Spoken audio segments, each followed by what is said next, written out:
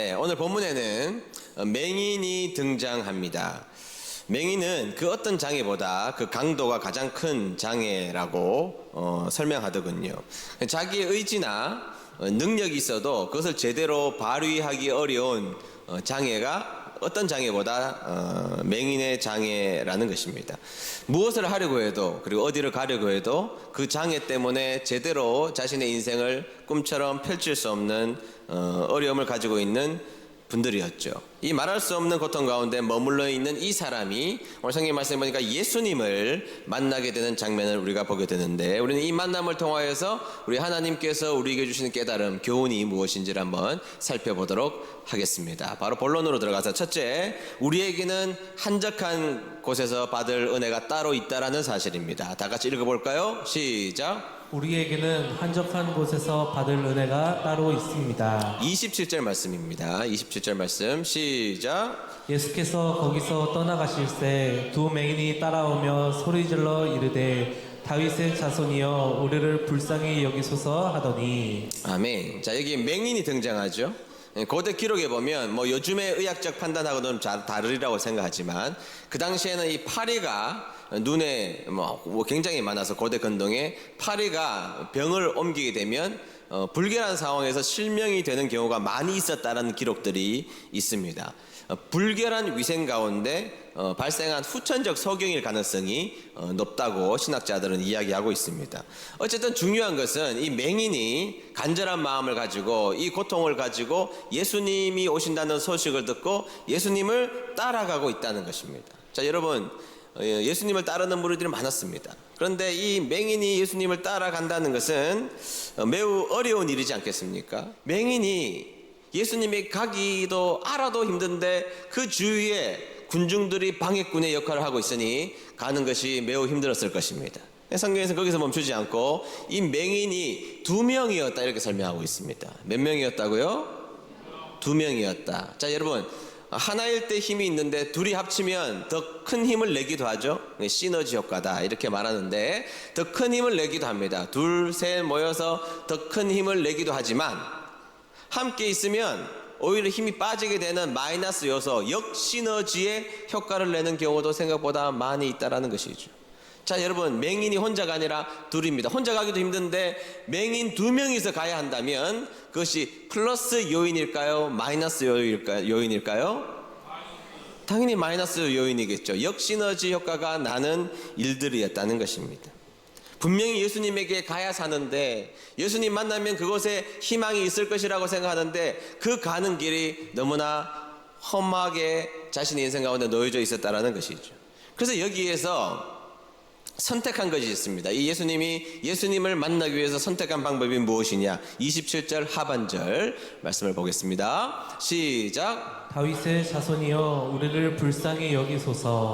아멘. 자, 환경적으로는 갈 수 있는 상황이 아닙니다. 신체적으로는 맹인이었습니다. 그리고 맹인 친구 2명에서 함께 수많은 장애물이 있는 곳에서 도무지 예수님이 저기 있는 것은 분명한데 예수님에게 갈 수 있는 방법이 차단되어 있는 이 상황 가운데 이 맹인이 했던 방법이 뭐냐? 소리를 지르는 것이었습니다. 여기서 이제 소리를 지르다, 이 원어가 독특한 크라조라는 단어가 쓰여져 있었는데, 원어에 보면 이 크라조는 의성어입니다. 의성어인데 까마귀가 깍깍 우는 소리예요. 그리고 어떤 사람이 목이 쉰 상태에서 소리를 지르는 그 상태입니다. 그러니까 이 맹인은 절망적이었고, 그러나 예수님을 만나야 되는 절망과 절박함이 놓여져 있었던 이 맹인은 방법이 없어서 예수님에게 소리를 지르고 악다구니를 쓰다가 보니까 그의 목이 다 쉬어버리고 말아서 까마귀가 내는 소리를 내고 말았다는 것이죠. 그래서 소리를 질렀다는 것입니다. 그리고 그 소리를 지르면서 했던 이야기가 뭐냐면, 불쌍히 여겨주소서, 불쌍히 여겨주셔서 다윗의 자손 예수여 우리를 제발 불쌍히 여겨주소서. 주님, 제발 주님을 만나서 내가 살고 싶습니다. 나를 그냥 내버려 두시면 안 됩니다. 그냥 가시면 안 됩니다.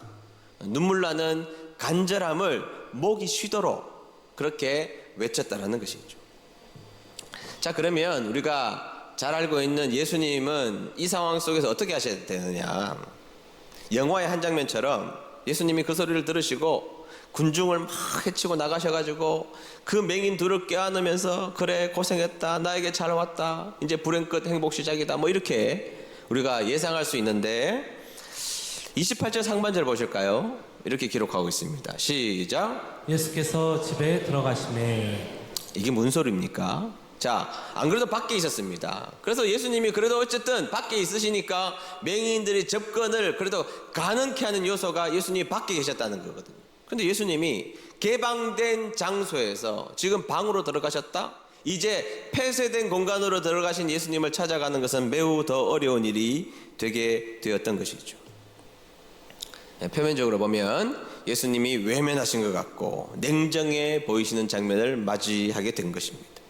그런데도 이 맹인은 포기하지 않았습니다. 촉각을, 청각을 동원해서 계속 예수님을 끝까지 따라가게 되었던 것이죠. 그리고 결국 그 폐쇄된 골방에서 예수님과 그 맹인이 만나게 되었던 것이죠. 그리고 만나고 나서 예수님이 이 맹인에게 말을 거시기 시작했다는 것입니다. 가만히 보니 예수님이 그 골방으로 그들을 몰아세우신 것은 그들을 외면하시기 위한 것이 아니라 예수님이신, 하나님이신 그 예수님께서 그들을 독대하고 싶었던 하나님 예수님의 뜨거운 마음이 있었던 것이죠. 왜 골방으로 인도하셨을까? 우리의 인생에서 왜 하나님은 가끔씩 우리를 골방으로 인도하셨을까? 외롭고 고독한 그 광야, 나에게 찾아온 그 광야 골방으로 왜 인도하셨을까? 예수님이 우리를 따로 만나시기 위해서입니다. 예수님이 우리를 독대하시기 위해서, 예수님이 우리 둘 독대하자, 내가 너를 독대하여서 만나고 싶은 예수님의 열망 때문에 그렇게 하셨다는 것이죠. 골방이 내 인생 가운데 찾아왔을 때 하나님이 나를 지금 독대하고 계신다, 하나님이 나를 독대하고 싶으시다, 그 마음을 여러분들이 헤아려서 하나님을 뜨겁게 만나는 자리가 되시기를 주의 이름으로 축복합니다. 둘째, 우리에게 듣고 싶어 하시는 고백이 있다라는 사실입니다. 읽어봅니다. 시작. 우리에게 듣고 싶어 하시는 고백이 있습니다. 네. 한적한 곳으로 가신 예수님이 뭐라고 말씀하시느냐? 28절 읽겠습니다. 28절 시작. 예수께서 집에 들어가심에 맹인들이 그에게 나아오거늘 예수께서 이르시되 내가 능히 이 일 할 줄을 믿느냐. 아멘. 자, 여러분, 예수님 만나서 그들을 위로하셨죠? 지금 금방 읽었어요. 자, 위로하셨죠? 아니란 말이죠. 안 하셨는데 왜 하셨다 그래요? 안 했는데 지금 안 했단 말이죠. 너희들 얼마나 고생이 많았니? 여기까지 찾아오느라고 수고했다. 어떻게 너희 찾아왔니? 뭐 이런 말씀 안 하셨다는 거예요. 너희들 대단하다 막 이런 말씀 안 하셨단 말이죠. 너희들이 열심히 놀랐구나, 열심히 특심하구나, 뭐 이런 이야기 전혀 하시지 않았다는 거예요. 예수님이 물어보시는 중요한 한 가지, 이 긴박한 상황 속에서 예수님이 맹인을 향하여서 골방에서 만나신 예수님이 그 맹인에게 했던 딱 한마디 말이 뭐냐? 내가 능히 이 일을 할 줄을 믿느냐? 이렇게 물으셨어요. 여러분, 이거 다시 생각해 봐야 됩니다. 내가 할 수 있겠느냐? 이렇게 물으신 게 아닙니다. 내가 할 수 있겠느냐? 이렇게 물으신 게 아니고 내가 낫게 할 줄을 너희가 믿느냐? 이렇게 물으셨다고요. 할 수 있겠느냐를 물으신 게 아닙니다. 예수님의 능력을 물으신 게 아니라 예수님에게 나온 맹인들, 너희들 속에 믿음이 있느냐? 이렇게 물으셨다 이 말이에요. 이게 중요합니다. 여러분, 믿음은요, 내가 할 수 있다 이것도 아니에요. 믿음은 예수님이 다 하신다 이것도 부분적 맞는 이야기지만 다 맞는 것도 아닙니다. 예수님께서 우리에게 물어보시는 중요한 질문은 예수님이 하심을 내가 믿느냐, 내가 믿느냐. 오늘 우리가 믿느냐, 은혜 드림교회가 믿느냐, 내가 믿느냐, 이걸 물어보신다 이 말이에요. 여러분, 믿으십니까? 예수님이 우리 은혜 드림교회에 역사하실 것을 믿으십니까? 믿으셔야 돼요. 여러분, 내 믿음을 보신단 말이죠. 예수님은 하셔요. 예수님 못하실 일이 무엇이 있겠습니까? 그러나 예수님이 우리에게 물으시는 질문은 예수님이 하시고 하나님이 하실 것을 내가 믿느냐, 우리의 신앙 고백을 원하신다 이 말입니다. 여러분, 우리는 그렇게 대답해야 된다는 것이죠. 신앙은 내가 할 수 있는가 그거 아닙니다. 예수님이 하실 수 있는지 그것을 나의 믿음으로 고백하고 믿는지를 우리 주님은 우리에게 물어보신다 이 말이에요. 여기에 응답을 해야 됩니다. 여기에 우리의 믿음에 대한 응답이 있어야 된다 이 말이에요. 네, 예수님이 하실 수 있다고 제가 믿습니다. 예수님이 분명히 하심을 제가 분명히 믿습니다. 우리 가정을 변화시켜 주실 것을 제가 믿습니다. 우리 은혜 드림 교회를 더 성장시키고 부흥시켜 주실 것을 내가 믿습니다. 여러분, 여러분들의 믿음의 고백, 입술의 고백을 원하시는 분, 우리가 믿는 하나님이신 줄로 믿습니다. 그것을 물어보시는 겁니다. 자, 그들이 그 말을 듣고 뭐라고 대답하죠? 28절 하반절입니다. 28절 하반절 시작. 대답하되 주여 그러하오이다. 아멘. 여기에 그들이 믿음이 있으면 예수님이란 말이거든요. 네, 믿습니다. 예수님이 하실 수 있음을 내가 믿습니다. 이게 1차적 의미예요. 네, 예수님이 하실 수 있음을 내 신앙으로 고백합니다. 내가 믿습니다. 내 입술로 고백합니다. 입술로 고백해야죠. 그런 여러분 되시길 축복합니다.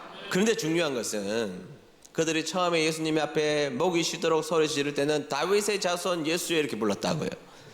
다윗의 자손 예수여 이 말은 맞는 말이죠.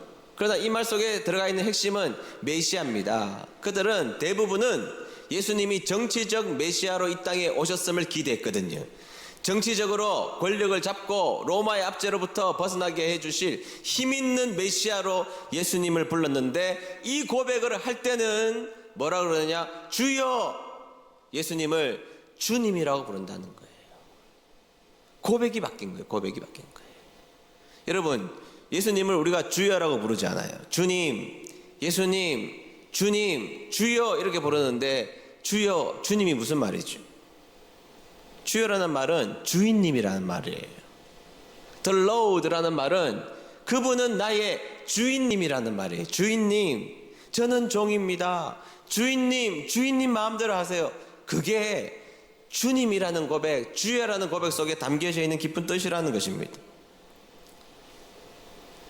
그러자 29절 보겠습니다. 29절 읽겠습니다. 시작. 이에 예수께서 그들의 눈을 만지시며 이르시되 너희 믿음대로 되라. 아멘. 그 믿음을 입술로 고백하는 것을 확인하시고 주님으로 인정한 그들의 아픔을 만지신 것입니다. 여러분, 믿음은 주인의 자리가 바뀌는 겁니다. 내가 예수님을 믿었다? 그러면 그 전까지는 주인이 그동안 나였습니다. 내 인생의 내 중심에 내가 자리에 앉아서 내 모든 대로 내 인생을 컨트롤하면서 살았던 것이 우리들의 과거의 모습이었습니다. 죄된 본성을 가지고 내 마음대로 내가 원하는 대로 살았는데, 예수님을 만나고 예수님을 구주로 영접했다라는 것은 내 마음에, 내 영혼에, 내 삶의 주인이 전적으로 바뀌었다는 이야기예요. 그 주인의 자리를 예수님에게 내어드렸다 이 말이에요. 내어드렸다. 믿습니까? 여러분, 그게 바뀐 겁니다. 여러분, 아파트 주인 바뀌면 어떻게 돼요? 다 바뀝니다. 아파트에 있는 가구 다 빼내고 새로운 가구 집어넣는 겁니다. 다 바뀌어요. 여러분, 뭐 장판도 바뀌고 도배지도 바뀌고, 주인 바뀌면 가게 주인 바뀌어 보세요. 다 바뀝니다. 다 바뀌어요. 주인 바뀌면 처음부터 끝까지 totally 다 바뀝니다. 완전히 바뀌어요. 인테리어도 바뀌고 익스테리어도 바뀌고 다 바뀝니다. 주인 마음대로 하는 겁니다. 그런데 내 인생의 주인이 예수님을 바뀌었다? 그러면요, 주인님 마음대로 하는 겁니다. 내 의지, 내 결단, 내 마음 내려놓고 주인님이 원하시는 대로 하는 겁니다. 그러니까 아브라함이 독자 이삭을 내놓으라고 했을 때 주인님이 시키니까 그 일 한 거예요.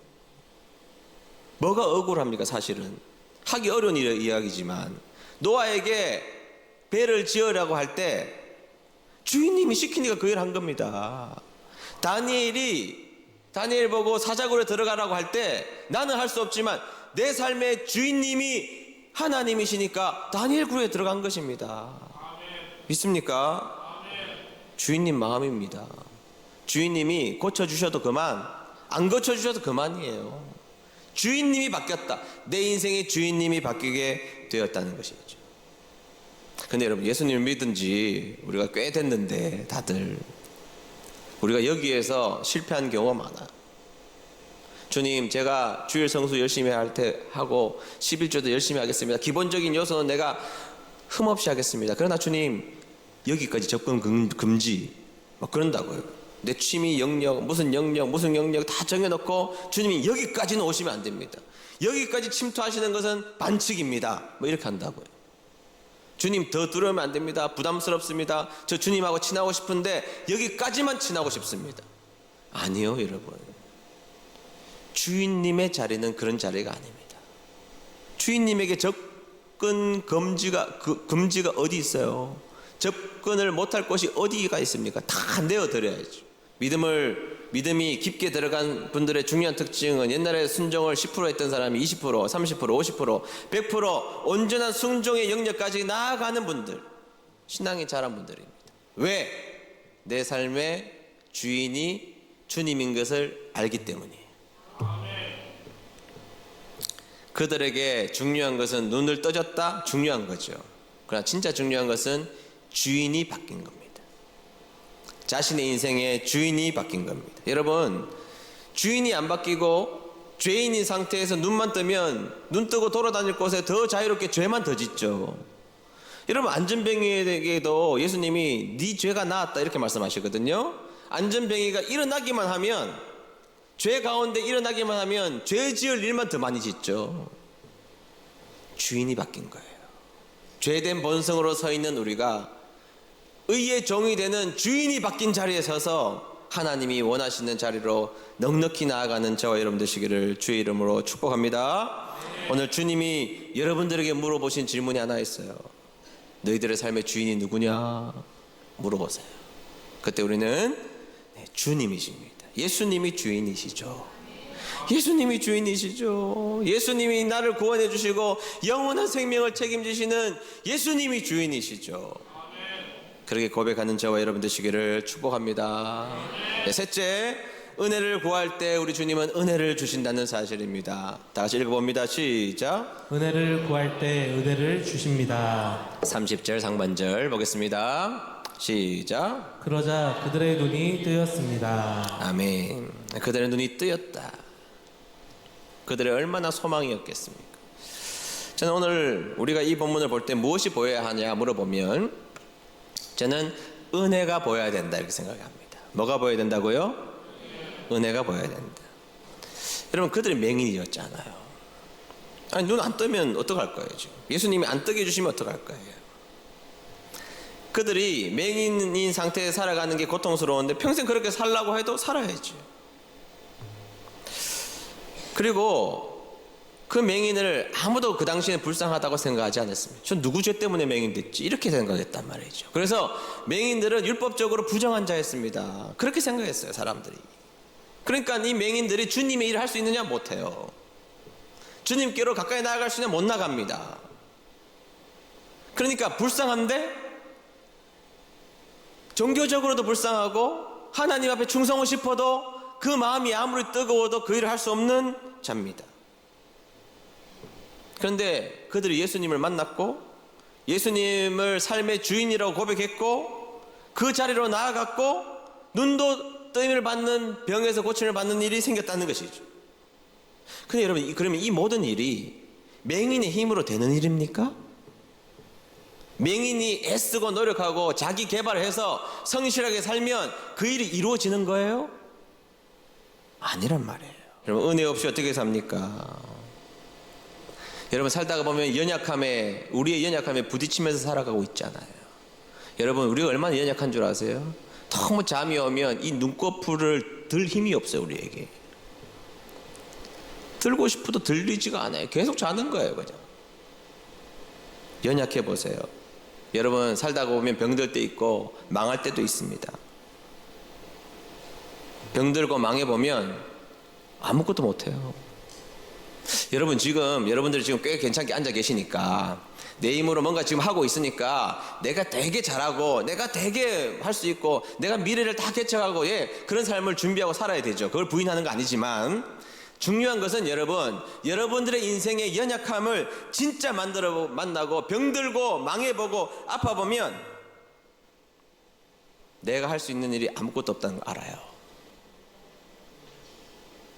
나이가 들어서 내가 할 수 있는 일들이 점점 없어져서 진짜 나중에 없어져 보면 내 주위에 가득했던 사람들 한두 명씩 다 떠나고 기웃거렸던 사람들도 떠나고 딱 주님만 남습니다. 진짜입니다. 여러분, 지금 우리가 다 그럴듯하게 다 살아가고 있는 것 같아도 정말 우리가 은혜를 구해야 될 것, 정말 진짜 여러분 다 우리 인생이 어두워지면 딱 주님만 남아요.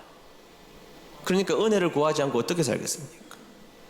그래서 모든 인생의 답은 은혜이고, 그래서 은혜를 구하고 살아야 됩니다. 내가 열심히 살아야 되지만 내 열심 위에 은혜가 있어야 사는 겁니다. 내가 주님 앞에 열심히 기도해야 되지만 기도 위에 은혜가 부어져야 사는 겁니다. 내가 인생을 살아갈 때에 영위하고 살고 있는 많은 것이 있지만 그 속에 하나님의 은혜가 부어져야 사는 겁니다. 제가 어떤 분의 수필을 읽었는데 맥스 루케이더 목사님하고 비슷한 글을 쓰셨더라고요. 한국 분인데 생전 처음 바다 본 이야기에서 옛날 분이에요. 옛날 분이니까 바다를, 이분이 이제 충청북도 이제 그 산골 오지에 살았어요. 우리 교회도 거기 사신 분들 계시죠? 네, 충청북도 산골 오지에 사시는 분이 계시거든요. 산골 오지에 사니까 내륙에 있으니까 바다를 평생 못 본 겁니다. 사진으로나 흑백 텔레비전으로 봤는데 바다가 어떤 곳인지를 한 번도 못 본 겁니다. 청년이 돼서 친구하고 바닷가에 갔대요. 기차를 타고 버스를 타고 바닷가에 가서 바다 앞에 딱 섰는데 눈물이 왈칵 쏟아지더래요. 눈물이. 처음 보고 바다가 그렇게 큰지 몰랐대요. 바다에서 몰려오는 파도가 그렇게 계속해서 오는지를 몰랐대요.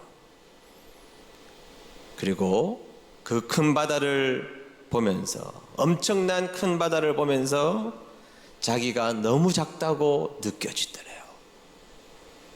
그 순간 자기의 자랑, 자기의 계획, 자기의 문제, 자기의 고통, 자기의 걱정, 좋은 것이나 나쁜 것이나 그것도 바다 앞에 서보니 별거 아니라고 느껴지더래요. 그리고 그 바다 앞에 서서 그래서 눈물이 그렇게 나더라는 거예요. 여러분, 바다 앞에서도 우리는 이렇게 눈물을 흘리는 존재라면 바다를 지으신 하나님이 우리를 사랑하신다는데, 우주에 보면 별과 별 사이 가장 가까운 별이 광속으로 몇 년을 날아가야 그 다음 별이 있어요, 태양에. 그러면 여러분 그 공간과 그 공간 사이가 낭비잖아요. 그래서 여러분 칼 세이건이 낭비가 있다, 우주에는. 저는 그것을 하나님의 거룩한 낭비다 이렇게 표현하고 있는데, 여러분 이 우주를 바라보고도 도대체 어떻게 이 우주 앞에서 사람들은 경외감을 느낀단 말이에요. 그런데 이 우주를 만드신 하나님을 우리가 부딪혔어요. 하나님을 만났다고요. 여러분, 하나님을 만난 사람의 마음이, 진짜 만난 사람들의 마음이 어떤 마음이 들까요? 우리가 가지고 있는 판단, 우리가 가지고 있는 생각, 우리가 가지고 있는 계획, 이 모든 것이 하나님 앞에서 얼마나 작은 것을 알겠대요.